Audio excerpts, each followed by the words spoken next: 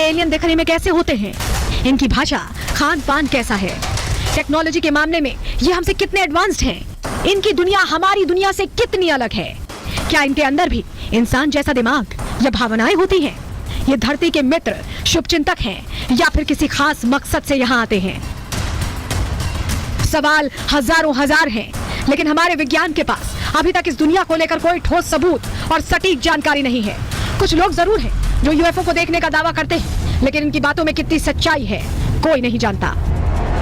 कई बार रूस, ब्रिटेन और अमेरिका के परमाणु स्टेशन पर ऐसे यूएफओ देखे जाने का दावा किया जा चुका है।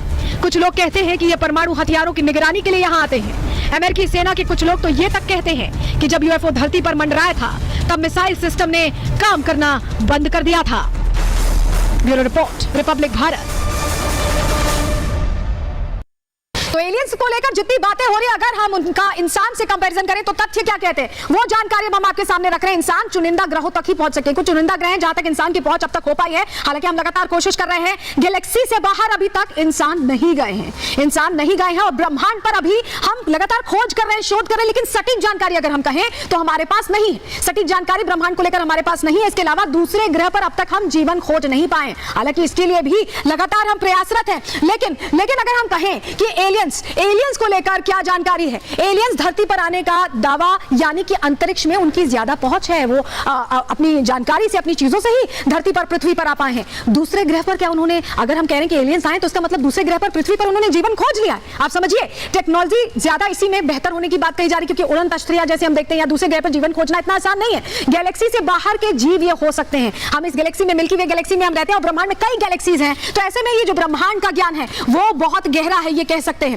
ये बहुत गहरा है कह सकते हैं। लेकिन अब आपको बता देते हैं कि अगर यूएफओ मिल भी जाते हैं, एलियन मिल भी जाते हैं, तो हमारे लिए क्या चुनौतियां हैं, क्या चैलेंजेस हैं जो हम फेस करेंगे। यूएफओ की अगर बात कर लेते हैं, रफ्तार धरती के यान से कई ज्यादा गुना होने का दावा किया जा रहा है। ऐसे में उन्हें पकड़ना तो बहुत मुश्किल है, यूएफओ को हम पकड़ नहीं सकते, लेकिन अगर हमें उनसे जानकारी चाहिए, उनसे तमाम जो टेक्नोलॉजी है या इंफॉर्मेशन चाहिए, तो ऐसे में कम्युनिकेशन का भी कोई ठोस तरीका नजर नहीं आता, क्योंकि उनकी लैंग्वेज हमें नहीं पता, लैंडिंग का संदेश भेजने की भी तकनीक नहीं है, तो कब लैंड होते हैं इसको लेकर भी हम सवाल यहां पर बना हुआ है। यूएफओ से जुड़े ग्रह का पता लगाना भी बहुत मुश्किल है, बहुत ज्यादा मुश्किल है। यूएफओ की स्वतः लैंडिंग का इंतजार करना होगा, और जब वो लैंडिंग करते हैं उसके बाद ये रिवर्स इंजीनियरिंग से टेक्नोलॉजी का पता लग सकता है, ये वो तरीका है। लेकिन अगर एलियन आ जाते हैं और एलियन हमारे सामने भी आ जाए, तो हमारे सामने चुनौती क्या है, धरती पर मिले तो भी भाषा संवाद बड़ी समस्या है, क्योंकि उनकी भाषा क्या हमें नहीं पता है।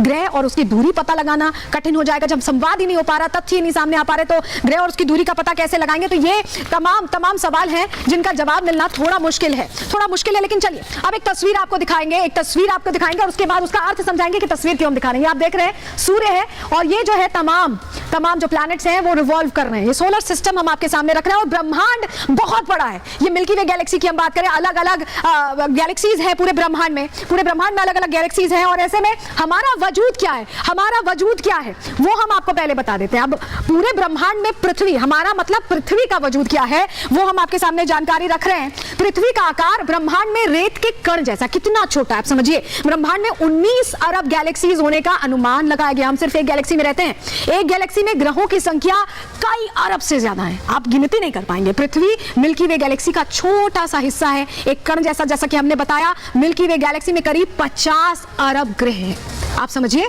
5000 ग्रहों की पहचान इंसान कर चुका है, लेकिन इससे गिनती बहुत आगे। जब 50 अरब हम कह रहे हैं तो इससे गिनती बहुत आगे है। किसी ग्रह पर अभी तक हम जीवन नहीं खोज सके हैं, जीवन अभी तक नहीं हमें पता चला है कि किसी ग्रह पर जीवन है। हालांकि इसको लेकर लगातार हम रिसर्च को आगे बढ़ा रहे हैं और कोशिश कर रहे हैं।